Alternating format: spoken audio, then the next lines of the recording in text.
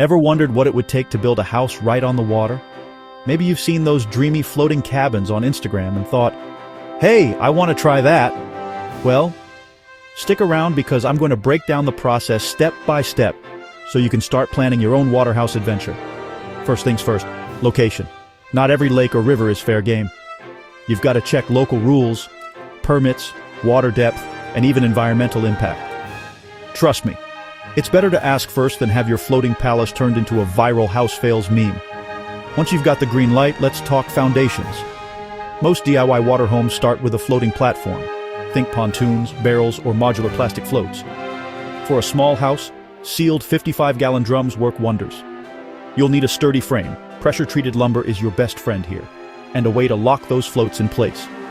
Double-check everything for leaks, because you want your house to float, not sink. Now building the base.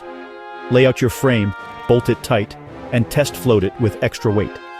If it tilts or dips, adjust before adding anything else. This is your do or drown moment, so take your time. Once balanced, reinforce the corners, and you're ready to build up. Walls and roof, keep it simple and light. Think plywood, marine grade if you can swing it, with a waterproof coating. Too heavy and you'll sink, too thin and you'll regret it during the first storm. Windows? Sure, just make sure they seal up tight. Anchoring is huge.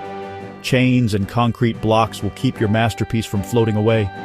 Set at least 2 anchors, one at the front and one at the back. I learned this the hard way when my first raft did a slow spin down the creek.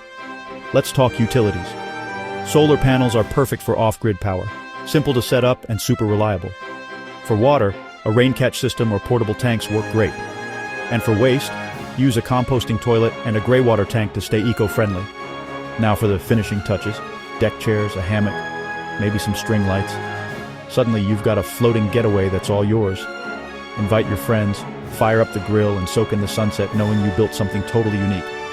Building a house on water is definitely a challenge, but it's also one of the most rewarding DIY projects out there. You'll learn new skills, get some epic stories, and maybe even inspire others to dream a little bigger. So what's stopping you?